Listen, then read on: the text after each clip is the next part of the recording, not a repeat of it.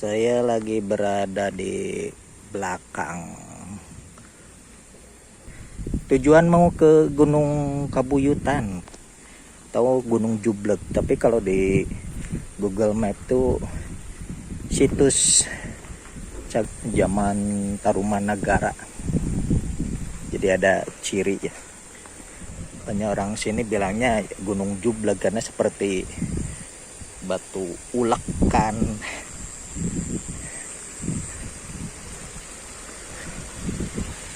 Situs unik ya, ini jalannya seperti ini.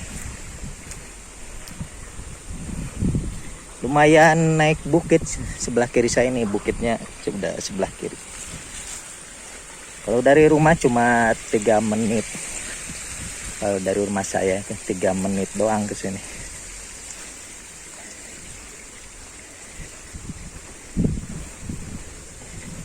Jadi cagar budaya peninggalan. Jadi Indihiyang ini dulu salah satu bagian dari wilayahnya Kerajaan Tarumanagara. Makanya di sini ada ciri gitu, ada tanda di sini situs bekas kerajaan dulu. Ini keadaan sekarang ada balai-balainya. Balai-balai buat istirahat.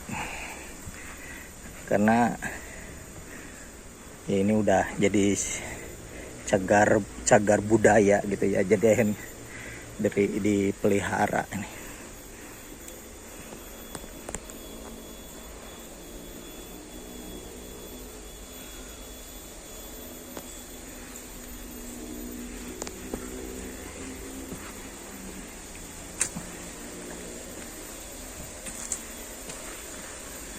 Lumayan menanjak, jalanan menanjak. Nah,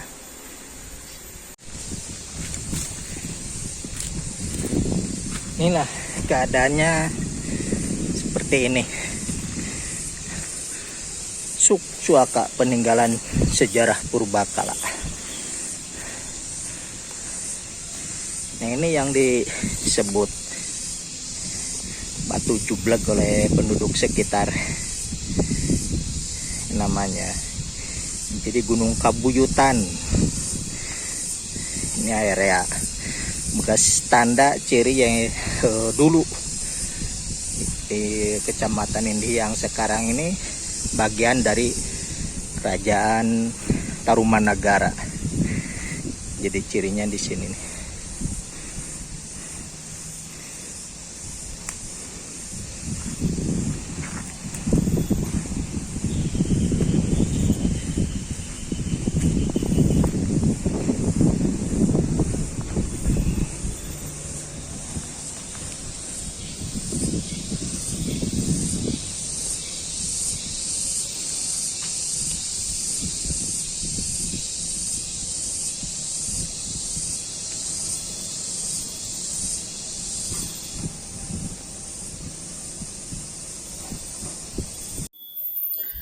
Nah, di sini dulu saya tuh tahun 93 tirakat di sini. Ini kan belum ada di pagar gitu ya. Itu juga belum ada dulu tuh 93 tuh belum ada pakai bangunan atap. Jadi masih seperti ini dulu tuh. Jadi langsung kebuka. Cuma waktu itu saya tirakat pasang karena kita bawa tenda gitu ya, jadi pakai tenda di sini. 2 hari 3 malam lah.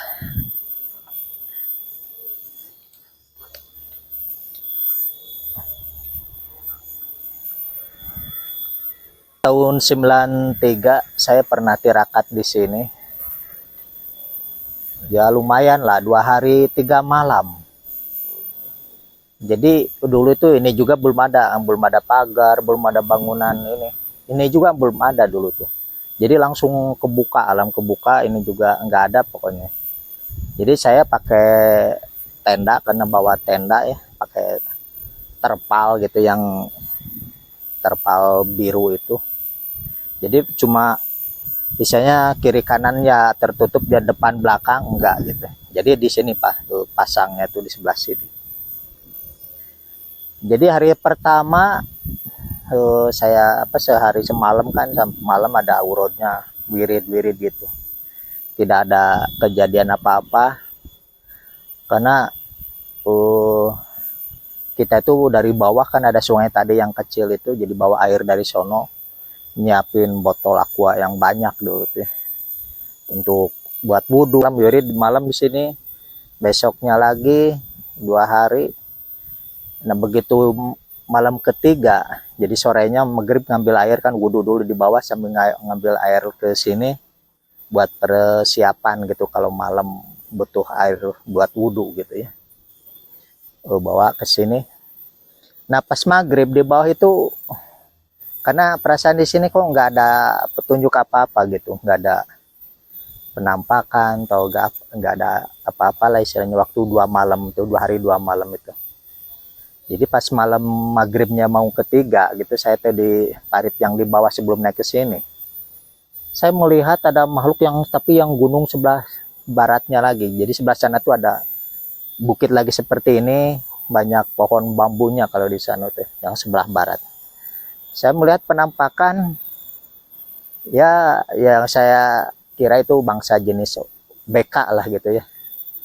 Karena kenapa saya naik ke sini, jadi informasinya dari misalnya kita tuh punya sesepuh kampung lah, suka sharing gitu, bahwa di sini tuh terpendam simpanan emas katanya, petian.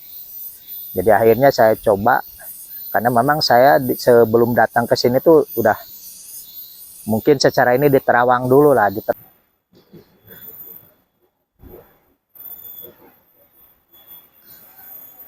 Baiklah, untuk kali ini sebenarnya saya mau melanjutkan masalah cerita kemarin, masalah Ratu Bilqis ya. Jadi saya akan melanjutkan cerita itu gitu. Ada pemahaman, memang saya juga belum ya istilahnya ini kalau diyakini benar atau tidaknya gitu, cuma di video sebelumnya sudah saya ceritakan bahwa saya bertemu Ratu Bilqis di alam gaib. Jadi bukan di istilahnya, nah sepemahaman itu ternyata kalau beliau ada di alam gaib, memang dari dulunya berarti ya makhluk gaib gitu, bukan manusia seperti kita gitu.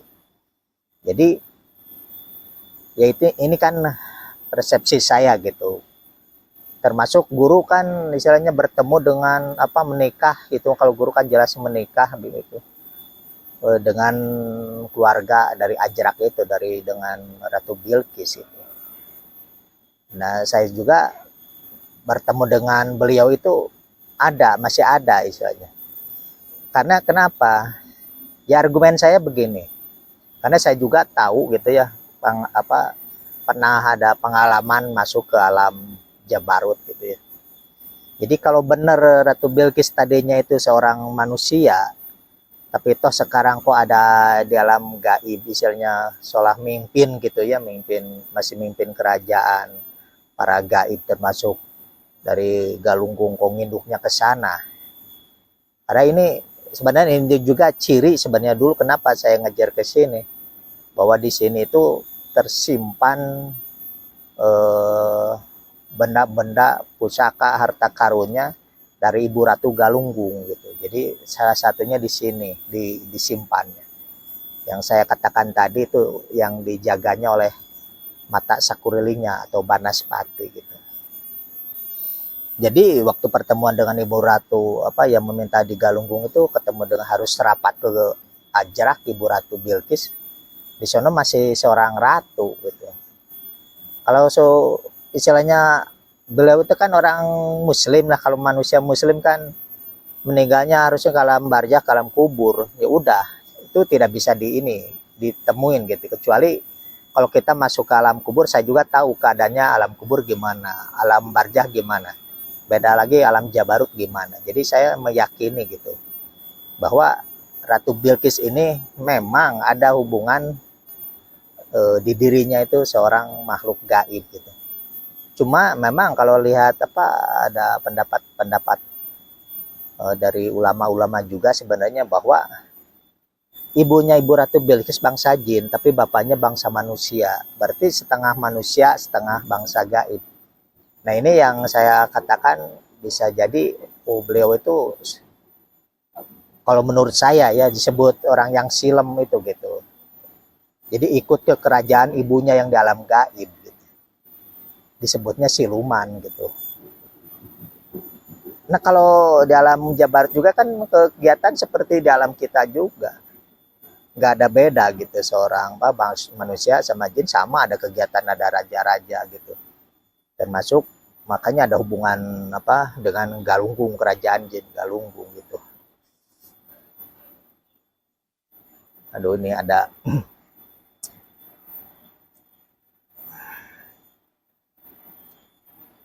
saya mungkin ngomongin ini ada yang marah ini, jadi seolah-olah ngomongin Galunggung itu nggak suka gitu. Yang udah mau udah gitu, seolah-olah kayak gitu gitu.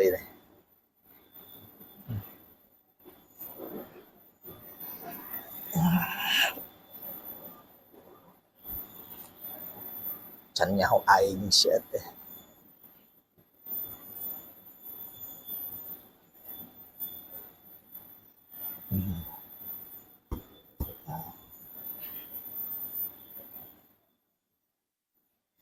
Kita lanjutkan lagi ya.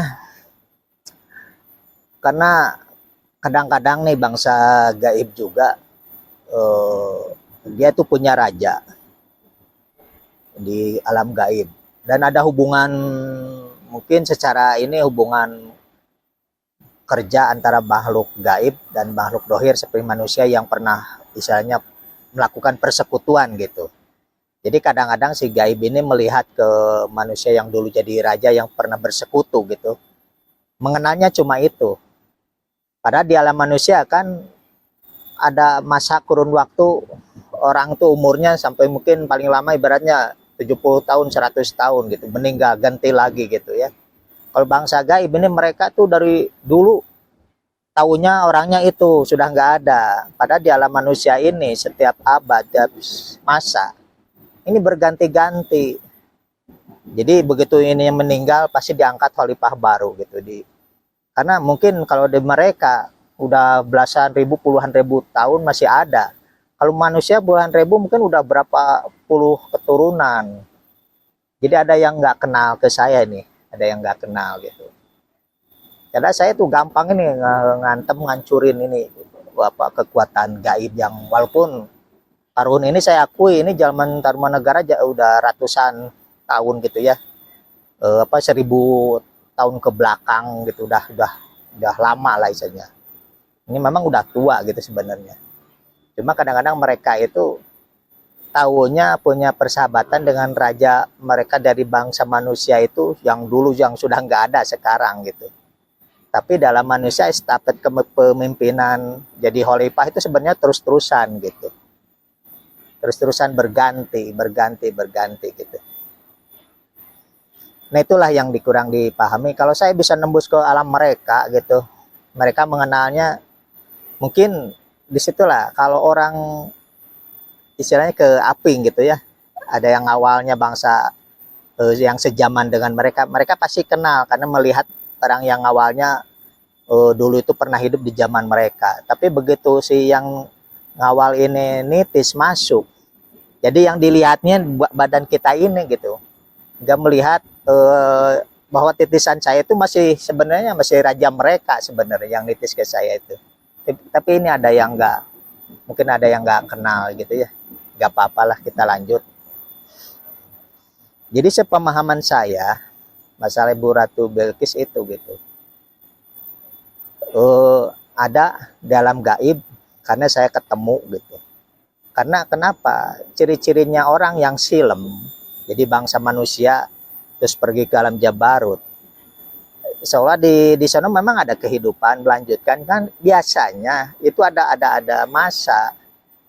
Jadi kalau manusia ini punya persekutuan dengan bangsa gaib gitu ya, itu paling 500 tahun sudah dia tuh pasti meninggal gitu, masuk ke alam barzah dan ke alam kubur gitu.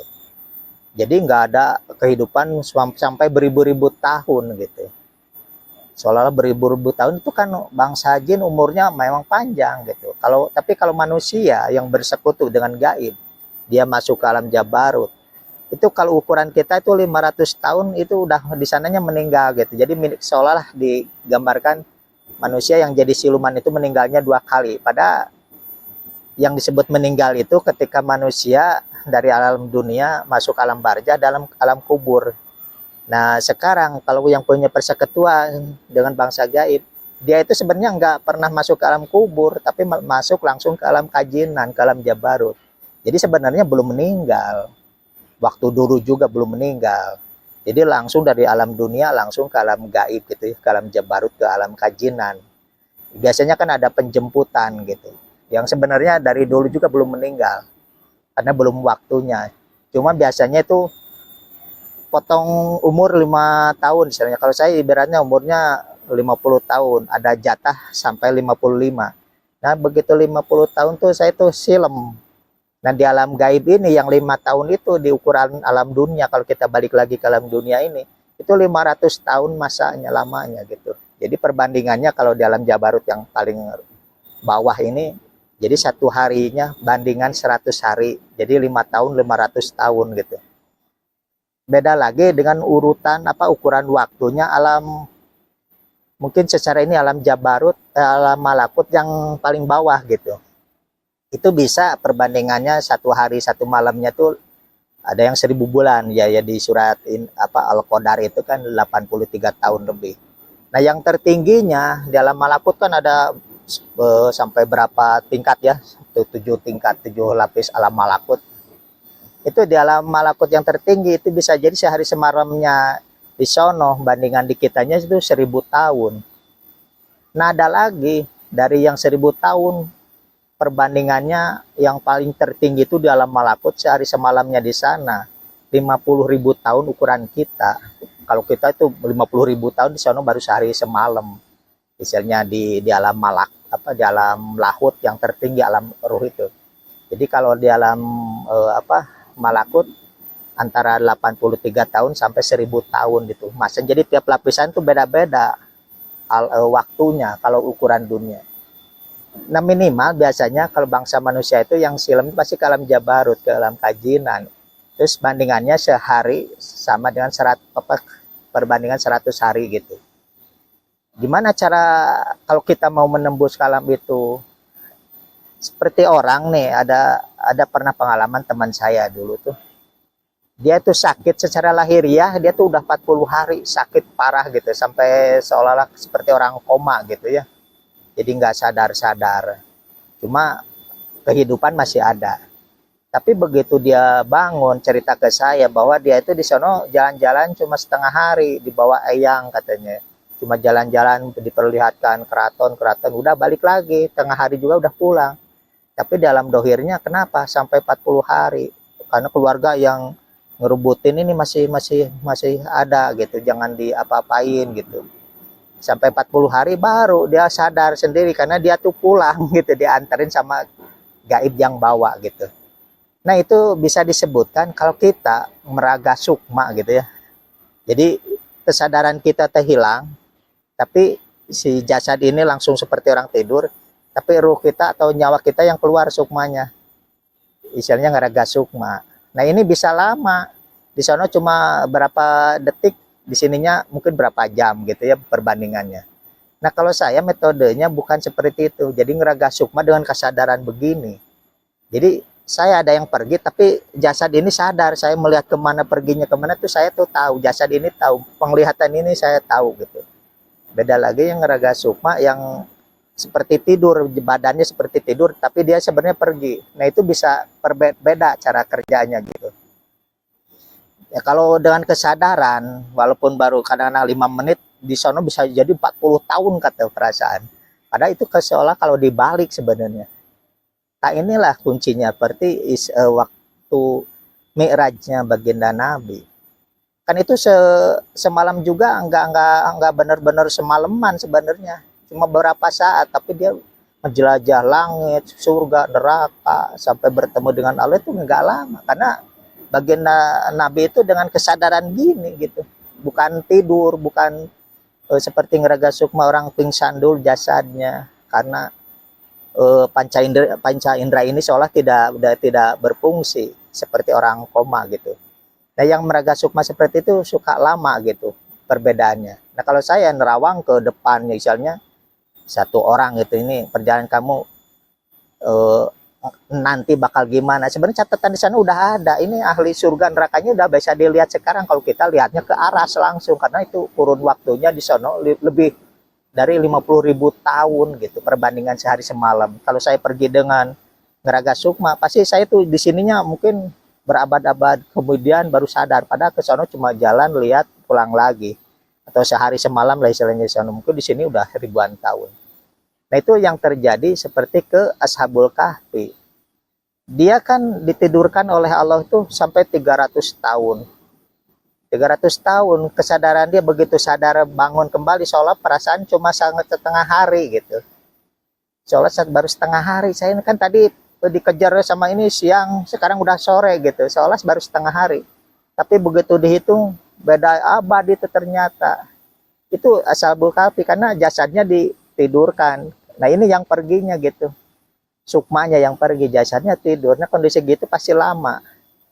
Kalau ngeraga sukma seperti itu. Jadi beda ukuran abad, gimana cara kita menempuhnya gitu. Makanya kalau saya melihat dengan kesadaran gini, jadi saya salah lihat ya Allah, langsung terbuka langit siapa yang bakal menang nih calon presidensial. Udah kelihatan, karena catatannya udah ada gitu. Udah ada ke depannya. Kalau kita kan soalnya baru dijalanin dengan fisik, ini seolah lama gitu. Padahal catatannya udah ada. Ini bakal kemana, bakal gimana nya udah ada catatan itu. Perjalanan kita. Mau surga nerakanya udah ada sebenarnya. Seperti kejadiannya waktu mi'rajnya baginda Nabi kan. Soalnya kok saya dengar terumpahnya Bilal katanya. Udah ada di surga Bilal gitu. Padahal orangnya kan masih jalan-jalan di bumi gitu. Masih hidup lah istilahnya. Belum ada alam mahsyar, belum apa. Tapi catatan ini udah ada gitu. Udah ada yang bakal terjadi nanti 50.000 tahun ke depan, padahal sehari semalam di kita gitu. Padahal kalau saya meyakini ini antara masa ke hari kiamat itu masih ada 5 abad lagi. Cuma ini bukan ramalan ini mah ya. Karena ada isyarat dari baginda Nabi bahwa antara beliau ke kiamat itu 2. Maksudnya 2 apa gitu. Saya menafsirkan bahwa ini 2 abad, 2000 tahun. Jadi menyimbolkan gini, memang zaman Nabi Nuh juga dunia ini sudah tua sebenarnya. Sedangkan kurun waktu antara, kan Adam tuh sudah sebenarnya banyak. Cuma sekarang saya itu Adam dari manusia itu perputarannya sekali dari Adam begitu turun, sebenarnya harus dihitungnya sampai sekarang udah berapa ribu tahun ini. Udah genap 10.000 tahun belum. Kalau 10.000 tahun ini masih dihancurkan gitu. 10.000 tahun dihancurkan, ganti yang baru.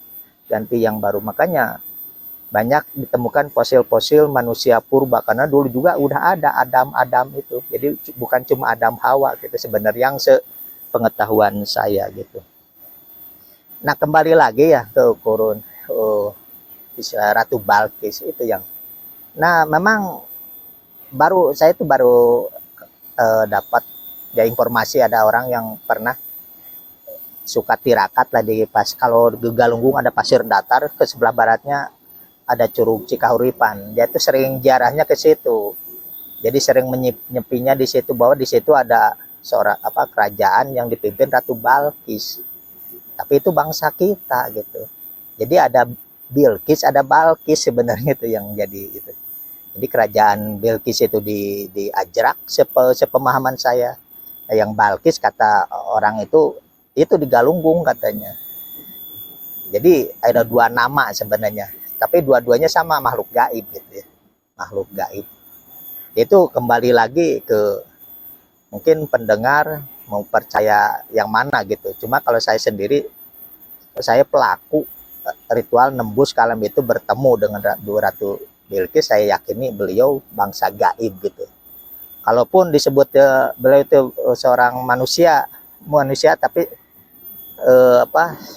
setengah gitu, setengah manusia setengah gaib, karena bapaknya manusia di Sabah itu, ibunya bangsa gaib, menikah, punya anak Bilqis. Jadi bisa ke alam manusia mendohir gitu, bisa ke alam gaib juga. Jadi penerus gitu istilahnya, diikut ke ibunya gitu ya. Ibunya kan bangsa gaib, diajarak, jadi ya bisa jadi itu. Jadi Bu Ratu Bilqis itu bukan yang silem gitu. Jadi bukan manusia murni terus ada di alam gaib. Biasanya itu cuma 500 tahun udah pasti meninggal di sananya. Jadi kita nggak bisa menemui gitu.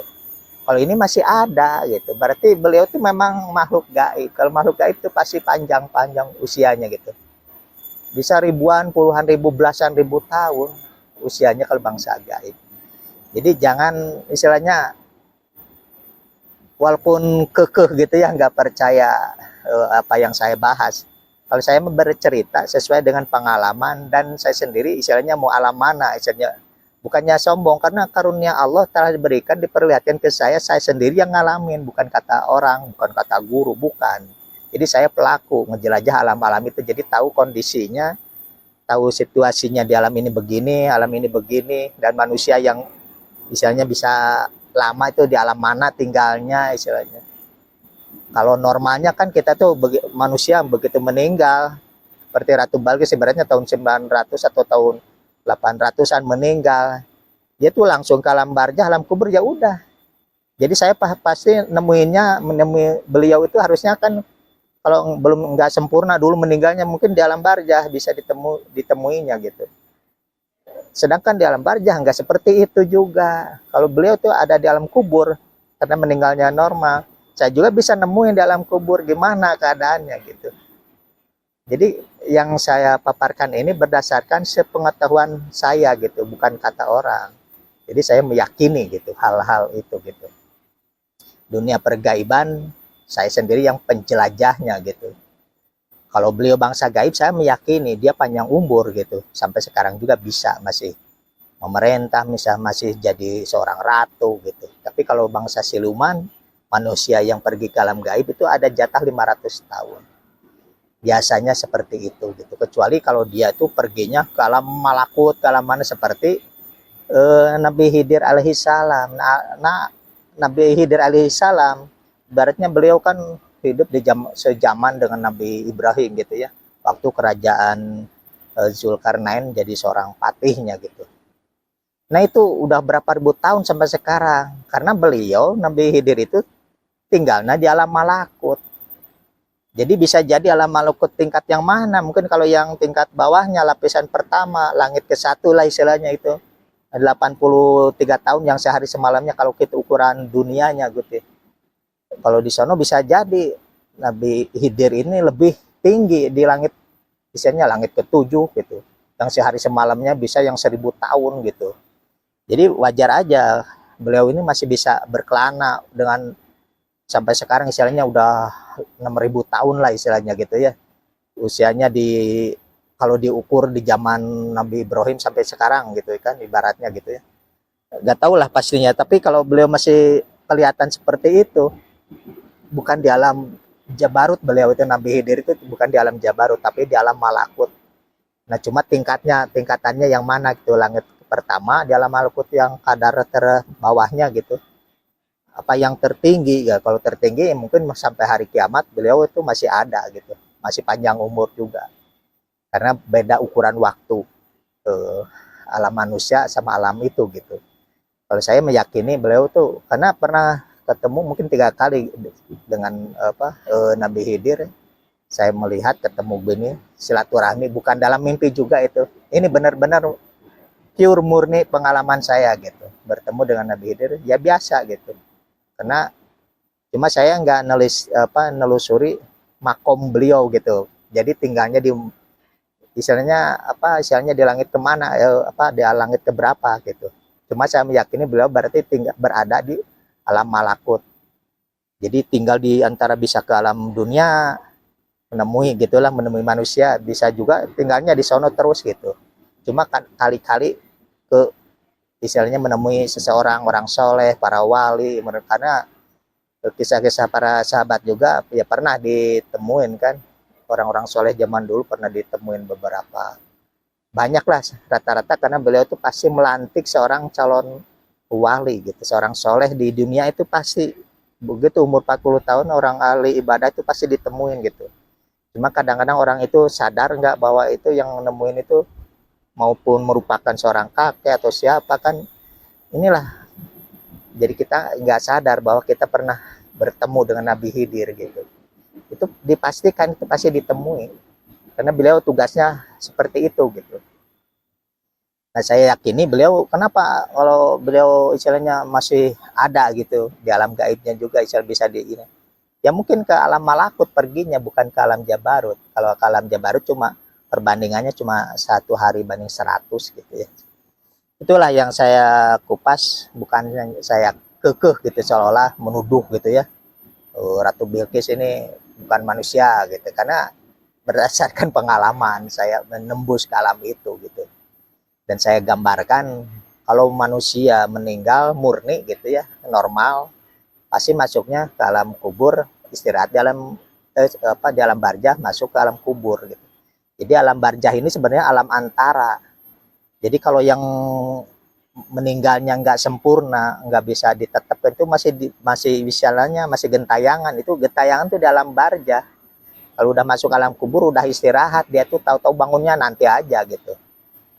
Cuma dia tuh nikmat apa, menerima nikmat kubur apa siksa kubur itu aja gitu. Kalau di alam kubur, kalau di alam barzah ya seperti yang layang aja, kemana aja biasa pergi, bisa melihat keluarganya, saudaranya yang di mana-mana kalau masih di alam barzah. Misalnya kalau meninggalnya belum sempurna, itu bisa sampai kiamat kalau nggak ada yang netepin. Kalau saya misalnya yaitu kalau tidak ditetapkan, misalnya. Jadi orang meninggal kalau nggak ditetapkan dia tuh masih bisa gentayangan gitu. Walaupun jasadnya sudah membusuk, tapi sukmanya belum istirahat gitu. Jadi itu gentayangannya di alam barzah. Jadi kadang-kadang orang tuh nggak paham gitu ya. Para ustadz, ajengan, kiai juga nggak paham. Jadi kita doakan semoga di alam barzahnya, jangan di alam barzah, harusnya di alam kubur. Biar istirahat, kecuali kalau orang yang si anu nih sering datang mimpinya begini-begini kayak orang susah segala macam, itu berarti jelas masih berada di alam barzah. Kita doain sempurnakan harusnya itu orang seperti yang meninggalnya kayak gitu tuh. Karena kasihan dia kalau di alam barzah nggak bisa istirahat, ya terus-terusan jalan-jalan mencari orang ya, serarak seruk bisa nyurup gitu, akhirnya kerasukan orang yang itu masih di alam barzah berarti. Jadi kasihan gitu. Kalau udah ada berada di alam jabarut, dia tuh udah punya teken kontrak, dia kayak kehidupan kita. Mau jadi babu, mau jadi pejabat, misalnya di istana bangsa jin gitu. Bisa jadi seorang pejabat juga, kan ada yang pangkatnya bupati juga di alam gaib itu, di alam jabarut. Karena di sininya ya dulunya orang ulama atau kiai, jawara itu bisa aja. Di sana juga jadi punya jabatan lah istilahnya kalau di alam jabarut. Nah, mungkin dicukupkan sekian dulu pembahasan. Ini mungkin video yang ketiga urus mengupas masalah Ratu Bilqis, maaf nih. Karena saya baru paham bahwa ada nama Balqis sama Bilqis ternyata gitu. Jadi yang saya ceritakan ini Ratu Bilqisnya yang di zaman Nabi Sulaiman gitu ya. Bukan Ratu Balqis yang ada di Nusantara di Indonesia ini. Mungkin dicukupkan sekian dulu. Nanti lanjutkan di video yang lain dengan cerita yang lain. Wabillahi taufiq wal hidayah. Wassalamualaikum warahmatullahi wabarakatuh.